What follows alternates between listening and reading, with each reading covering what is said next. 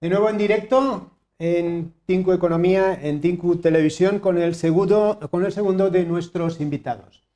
Los que me seguís en redes, los que me seguís en Instagram, podéis entender que la entrevista que voy a hacer ahora me hace especial ilusión. Solo hay que ver dos publicaciones que publiqué, dos posts en diciembre de 2023 para entenderlo. Argentina, desde hace año y medio, emprendió un agresivo programa de consolidación fiscal y reformas estructurales orientado a restablecer la estabilidad macroeconómica y a recuperar la confianza de los inversores. Hoy, 18 meses después, la actividad económica en Argentina se acerca a sus máximos históricos. El Fondo Monetario Internacional ha elevado la previsión de crecimiento en medio punto para el presente año, y en una publicación de la revista The Economist del 22 de abril titulaba «Argentina nunca estuvo tan cerca de ser una economía normal». Con nuestro siguiente invitado vamos a hablar del milagro económico en Argentina. Vamos a presentarlo. Él es Marcelo Alejandro Nimmo. Es abogado especialista en prevención de blanqueo de capitales y lucha contra el terrorismo, árbitro en Derecho Internacional, mediador civil y mercantil y diplomado en Turismo Internacional. Fue durante décadas empresario en el sector de transacciones, cobros y pagos internacionales.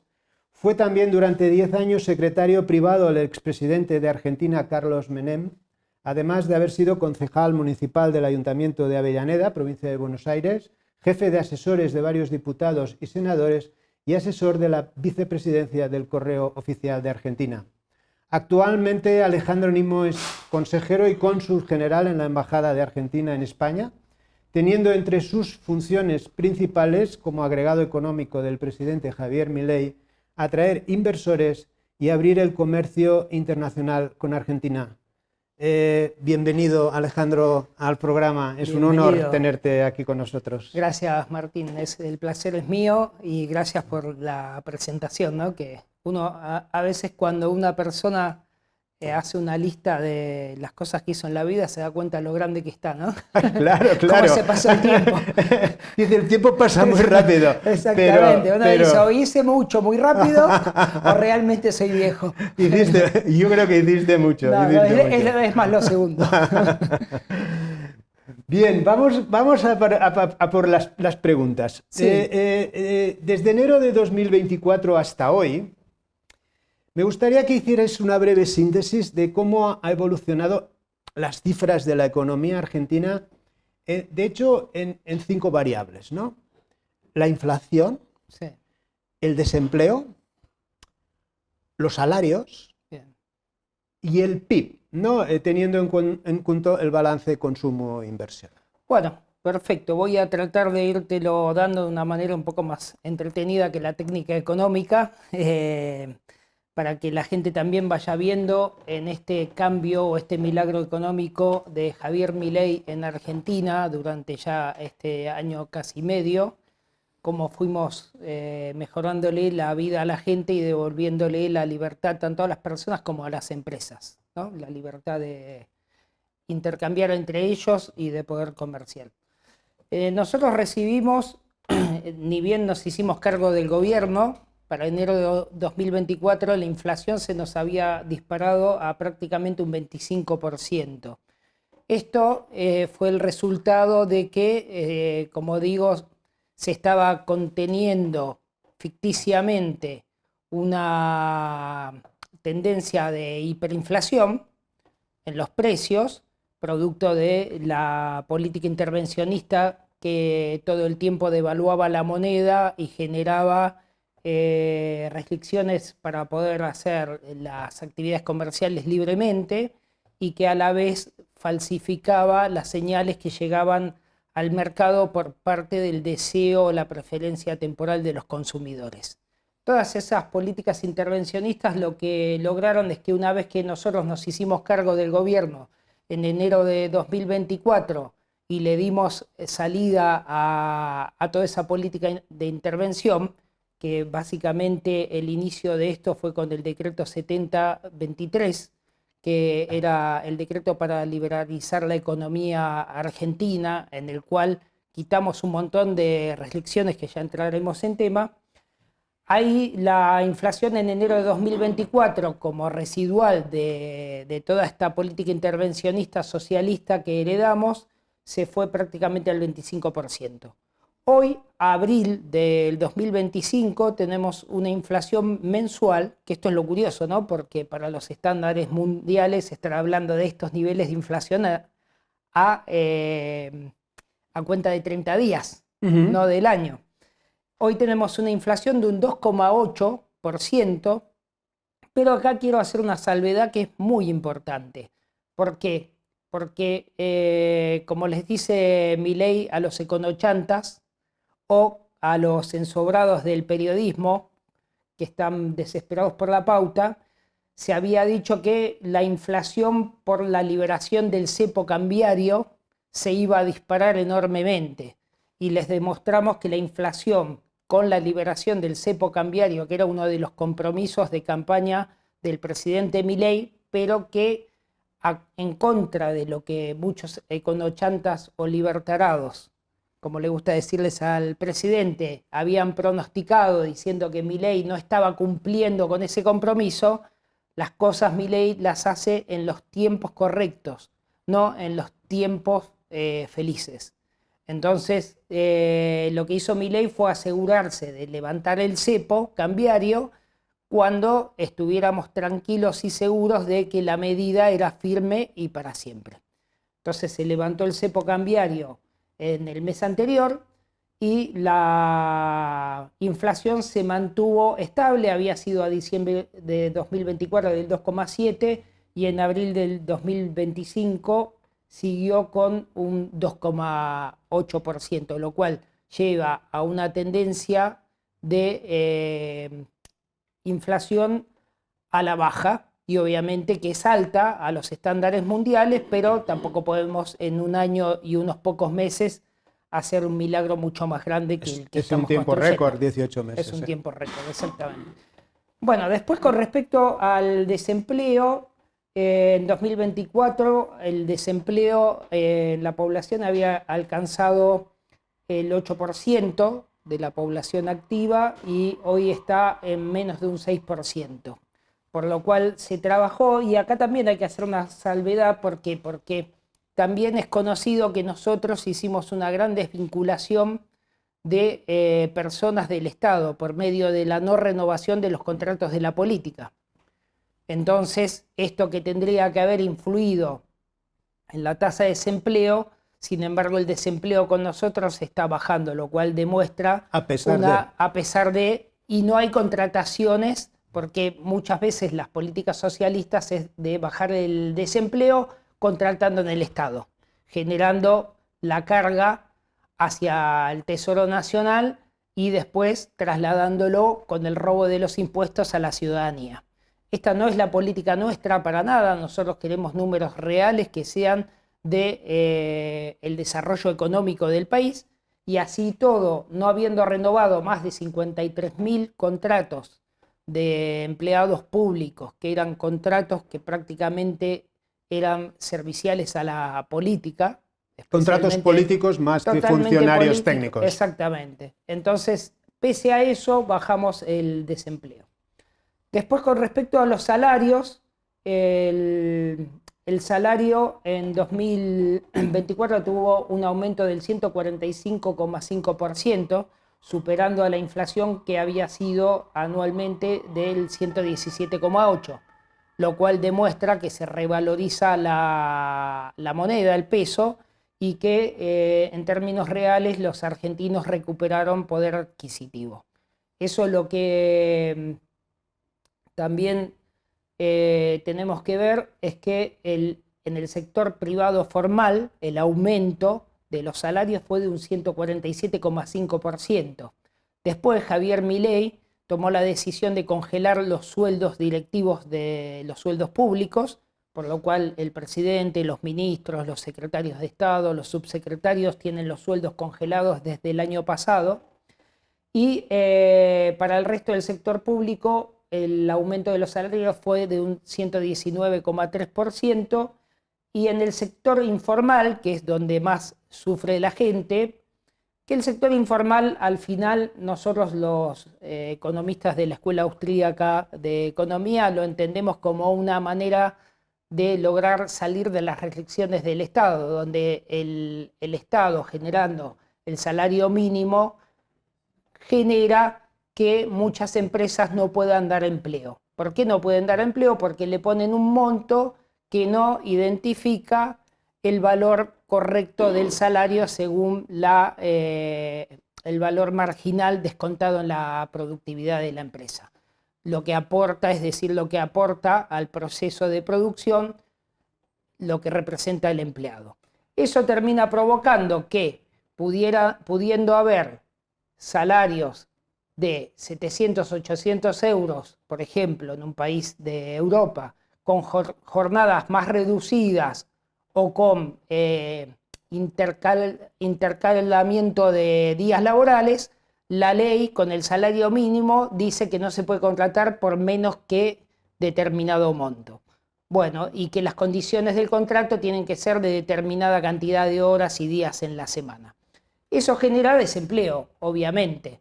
Entonces, el trabajo informal lo que sale es a buscar dar una solución a ese desempleo, que tenemos que aclarar siempre que ese desempleo lo genera el propio Estado con las políticas intervencionistas y el efecto, como le gusta decir al profesor Jesús Huerta de Soto, que es el profesor de Javier Milei, y para ustedes es un honor porque es un español, una de las personas más no concede entrevistas, inteligentes de España. Si no lo hubiéramos tenido aquí en el programa. No concede entrevistas y es muy entendible, porque él, ¿qué te dice? Que es un profesor académico y que es muy difícil explicar una clase académica en el tiempo que permite la televisión.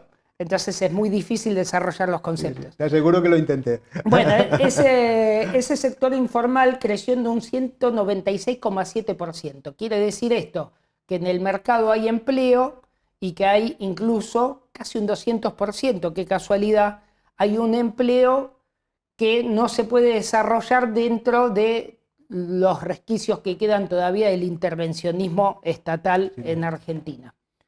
Después, para el producto, el PBI, el Producto Interior Bruto, en febrero de 2025 creció un 5,7% interanual, lo cual viene dando un crecimiento muy importante y venimos cumpliendo con las metas que teníamos para el crecimiento tanto del presupuesto desregulado que presentó el Congreso de la Nación el presidente Milei, como las metas con el Fondo Monetario.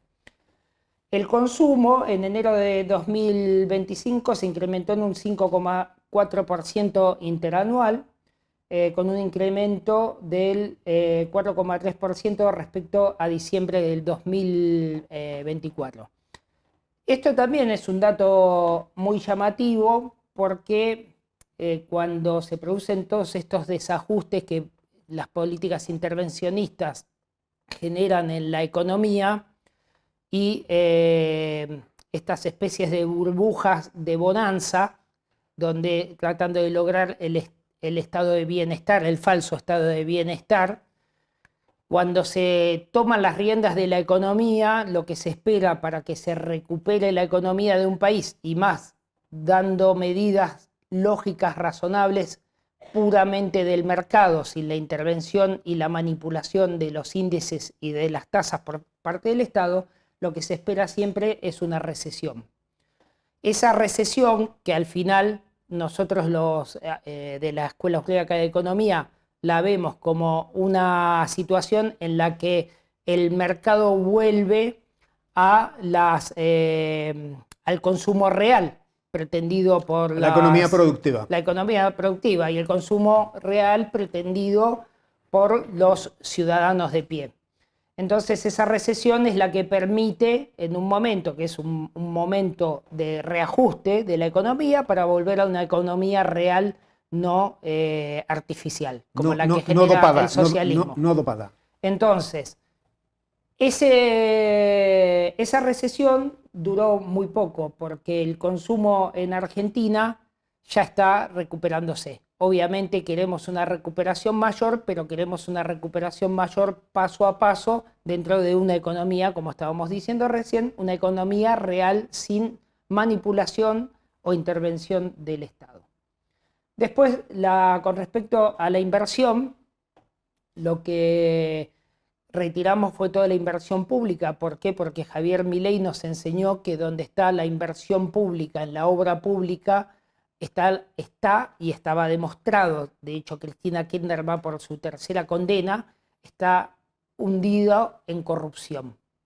Entonces, lo que frenamos fue la obra pública para frenar la corrupción sistemática que hacía muchísimos años, muchísimas décadas existía en Argentina, y salirnos de esa esfera de corrupción en la cual participaban el Estado y los empresarios prebendarios que iban a ser empresarios y a enriquecerse a costa del Estado, por lo cual también los ciudadanos tienen que entender que no es a costa del Estado, es a costa de ellos, porque el Estado después, por medio del robo de los impuestos, lo que hace es venir a través del monopolio de la coacción a quitarle el dinero del bolsillo que podría estar, en su caso, que podría estar desarrollando las mismas obras públicas a través de los efectos de la economía y del comercio privado, donde se harían obras públicas muchísimo más eficientes, se harían las obras públicas que realmente son sostenibles y a los precios lógicos que corresponden al mercado.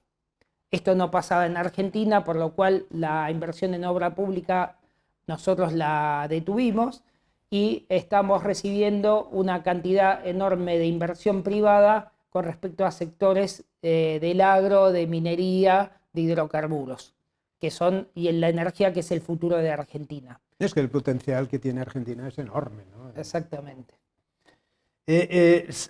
Has hecho mención a este impasse, ¿no?, de retrocesión, especialmente del PIB, que parecía pero era el impasse lógico de cuando tú suprimes mucho gasto público, Sí. Evidentemente el PIB se resiente, porque el PIB además es la suma de gasto e ingreso. Sí, señor. Con lo cual tú recortas gasto, el PIB se resiente. Y lo que está creciendo ahora Argentina, podríamos decir que es fruto de la economía productiva, ya está limpio de los efectos.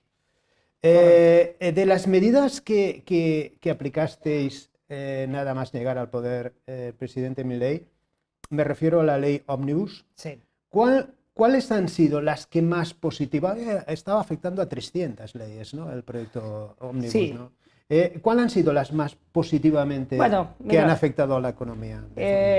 Básicamente lo que yo quiero resaltar con respecto a eso es que hubo dos pasos. El primer paso, que fue el decreto 7023, que fue un decreto que se dictó al día siguiente de la ceremonia de asunción del presidente de la Nación, que fue un decreto de desregulación total de la economía, en donde ahí ya se inició un proceso para liberar la economía de Argentina y devolverle la libertad a las personas y a las empresas. Ese proceso, que después se multiplicó muchísimo con la ley de bases, con la ley Ómnibus, inició, por ejemplo, te quiero traer a colación algunos de ellos. Por ejemplo, la libertad para poder acordar libremente en los contratos la moneda de pago del contrato, que sea una moneda extranjera, y que las obligaciones asumidas en esa moneda se tengan que cumplir en esa moneda. Lo cual parece una tontería tener que aclararlo, pero en Argentina no ocurría. Había que aclararlo. Había que aclararlo. La eliminación, esto sí les va a llamar mucho la atención a ustedes los españoles, una de las medidas más positivas fue la eliminación de la ley de alquileres. El kirchnerismo, haciendo el efecto del bombero pirómano, como dice Huerta de Soto, tratando de solucionar un problema, lo agrandaba. Es decir, iban a apagar el incendio con gasolina. Entonces sacó la ley de alquileres, interviniendo cómo tenían que ser los contratos entre los privados, las cláusulas de ajuste a futuro, incluso demarcando los precios que tenían que respetarse. Eso produjo una contracción de la oferta de propiedades para el alquiler, lo cual llevó por la escasez de propiedades disponibles para el alquiler, a un aumento muy significativo de los valores, porque había una demanda y no había oferta para abastecerlo. Eso generó una subida de precio de los alquileres inmensa y un montón de caseros que preferían tener la propiedad vacía, porque en el contexto de Argentina, de inestabilidad, de una cuasi hiperinflación, encima con todas las reglas puestas por el Estado sin poder acordar las condiciones que ellos pretendían, que era no para imponerlas, sino para acordarlas con sus inquilinos. Entonces preferían tener las viviendas vacías y no rentarlas y esperar. Cuando Milei derogó la ley de alquileres, inmediatamente volvieron a la oferta todas estas propiedades que estaban en oferta retraída esperando que pase algo como esto.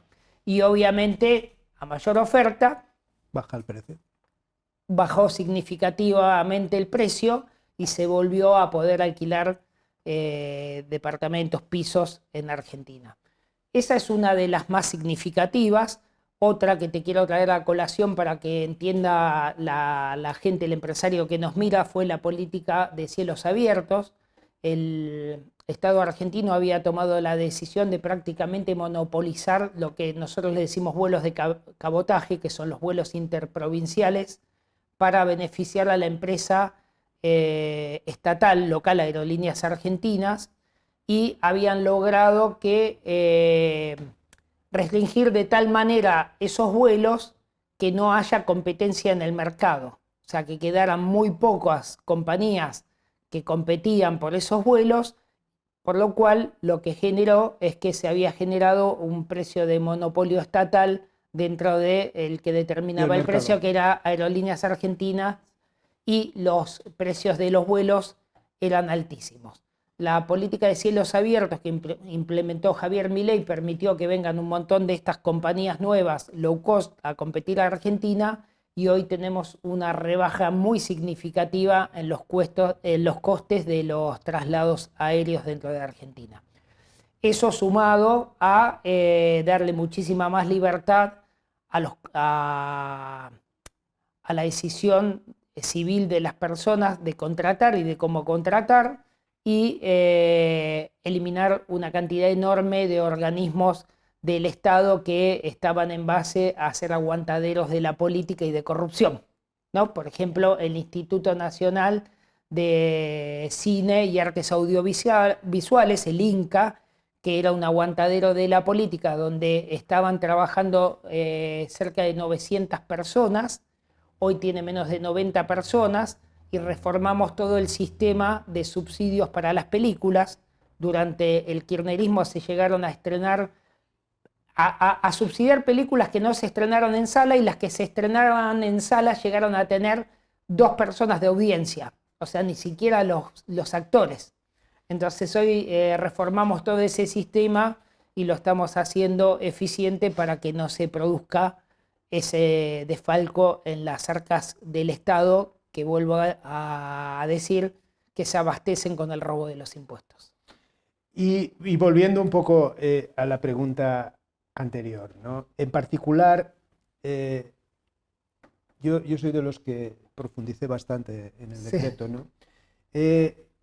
¿Cuál ha sido el impacto real que ha tenido en los cambios introducidos el artículo 938 del Código Civil y Comercial, ¿no? Bueno, para mira, los que no nos... Para no ir a un tema, porque eso nos puede llevar a una puerta que es entrar en un tema técnico-jurídico con respecto a las obligaciones iniciales, a la novación de las obligaciones, en lo cual, sin meterme en el aspecto técnico porque sería largo y no creo que sea... No, conceptual, ¿no? Conceptualmente, básicamente lo que hicimos es darle libertad a los contratos, donde permitimos que las obligaciones que se asumen inicialmente, posteriormente, más allá de que el Estado venga a tutelar, a querer proteger e intervenir dentro de las obligaciones de los contratos, que sean las partes las que terminan decidiendo si esas obligaciones iniciales van a llegar a una novación posterior y se van a respetar. Así que en general lo que hicimos fue darle libertad a la gente con respecto a las cláusulas de contratación.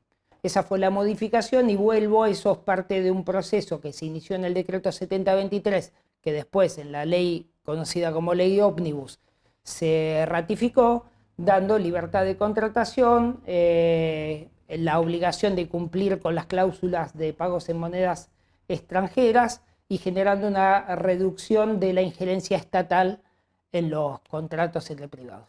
Sí, para los que nos estén escuchando, yo más o menos el concepto que tengo del cambio, se cambia la lectura del artículo Sí. y viene de alguna manera a decirnos que previamente al cambio había una libertad de contratación en todo lo que la ley permitía. Exacto.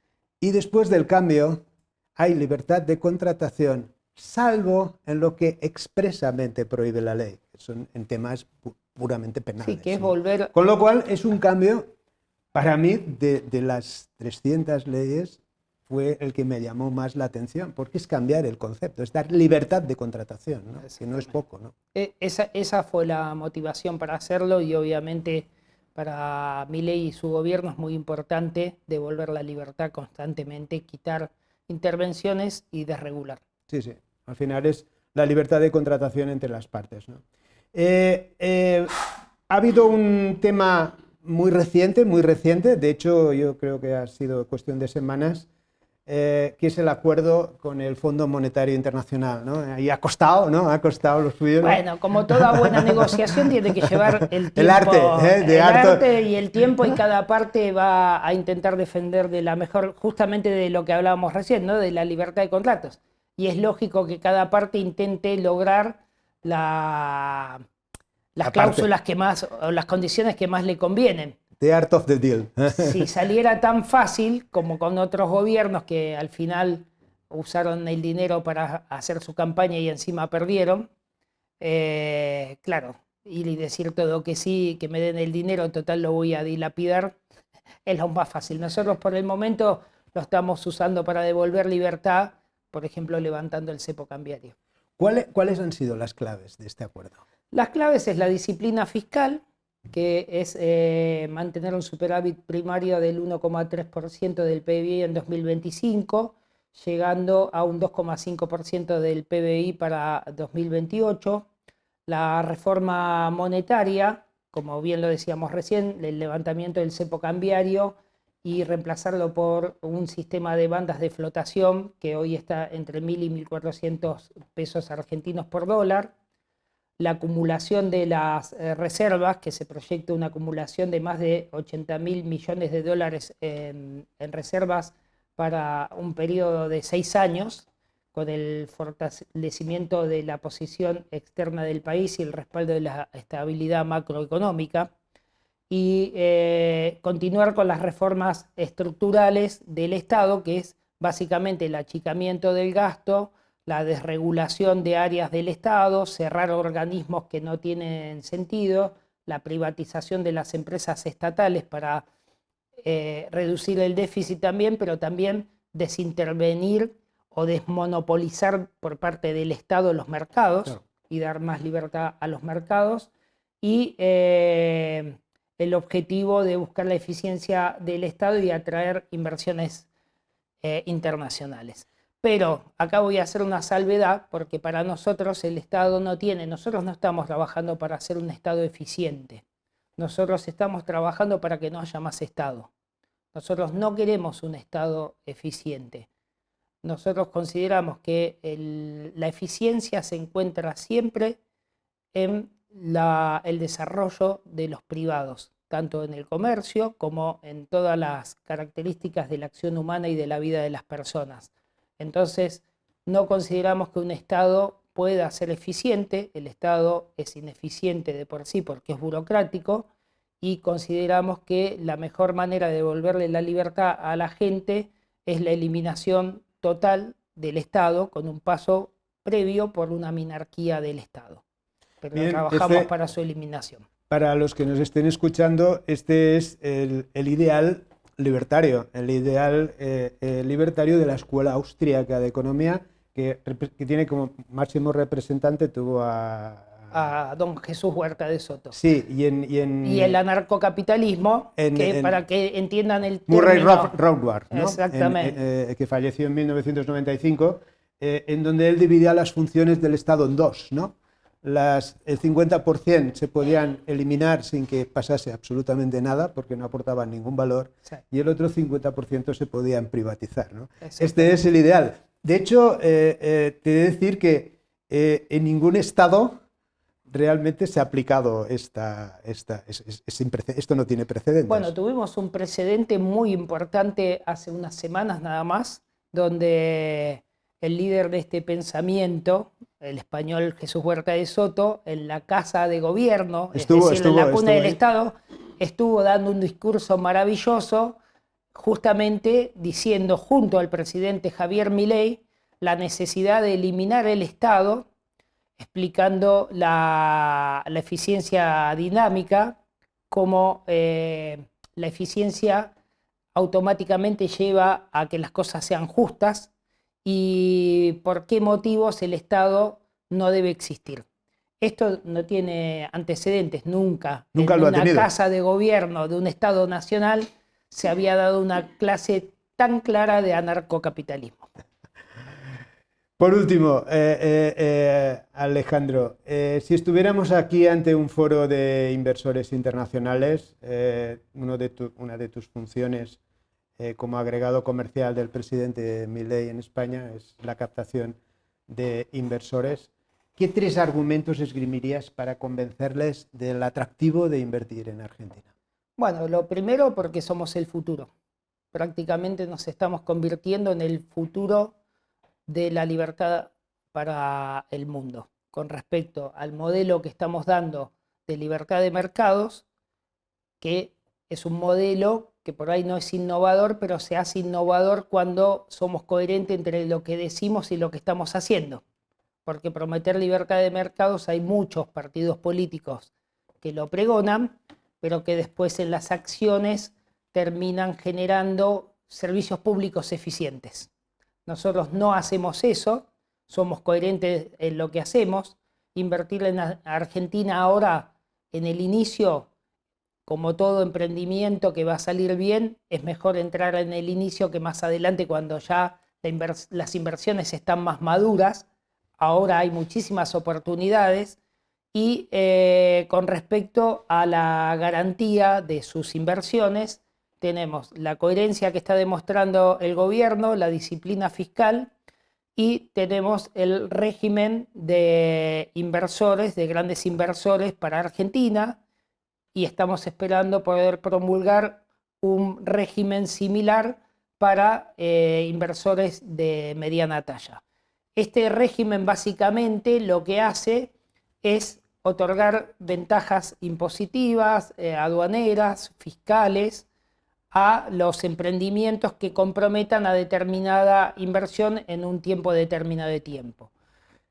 Pero, ¿cómo lo estamos haciendo? Porque mucha gente me dice lo obvio, que es, claro, y yo voy a ir a invertir a Argentina y mañana no está más Javier Milei, ¿y qué pasa con el RIG? Nosotros, como pensamos mucho dentro del pensamiento de la Escuela Austríaca de Economía, en que en algún momento, nosotros quisiéramos que nunca, pero en algún momento Milei ya dejará de ser presidente y vendrá otro libertario o lo que la ciudadanía decida, nosotros tomamos muy en cuenta cómo preparar ese escenario del día de mañana para que no se vuelva a perjudicar la economía del país y las inversiones que se realizaron bajo el mandato nuestro. El RIGI, en vez de ser un beneficio impositivo al cual uno adhiere automáticamente cumpliendo determinadas características y liquida los impuestos y se somete a ese régimen impositivo automáticamente, nosotros lo que hacemos es que el empresario hace una propuesta de ingreso al régimen, una vez que hace la propuesta se analiza y se hace un contrato de RIGI en el cual se determinan las características de la inversión y las ventajas que ofrece el Estado, en las cuales hay una cláusula de salida para los inversores, no es que quedan atados para siempre, con determinados costos, Pero la característica fundamental es que los costos de romper ese contrato, porque vuelvo, no es un régimen impositivo que está vigente al cual yo adhiero automáticamente, pero mañana si no está vigente tengo que liquidar mis impuestos de otra manera. Esto es un contrato entre el privado y el Estado, y el costo para cualquier gobierno que venga el día de mañana que quiera incumplir ese contrato, el costo económico de romper el contrato sería muchísimo más alto que lo que podría representar la recuperación de las ventajas impositivas otorgadas.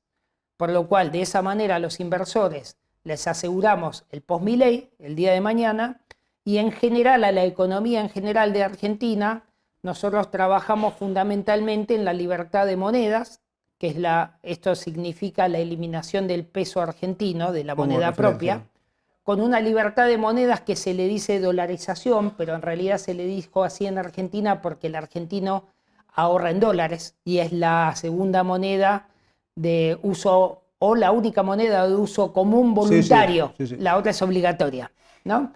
Entonces, nosotros, si bien el peso argentino ya está prácticamente recuperado del valor de cuando lo recogimos y va recuperando con el tiempo valor permanentemente, consideramos que quitar dos elementos fundamentales que dañan a la economía. El peso, para que no vengan los políticos chorros, como dice Javier Milei mañana, y manejen a través de la emisión monetaria el señoreaje, la falsificación de monedas, prácticamente, que es emitir monedas sin respaldo, generando la devaluación, que es un impuesto que termina pagando la gente, y la eliminación del Banco Central, porque consideramos que el Banco Central tiene características muy dañinas para la economía y permanentemente es manipulado por la política, generando las burbujas que se generan por la reserva fraccionaria que permite el Banco Central. Nosotros somos de una política de coeficiente de caja en los depósitos a la vista del 100%, termina actuando como prestamista de última instancia, porque termina cuando esas burbujas que se genera a través de los ciclos económicos generados por la creación de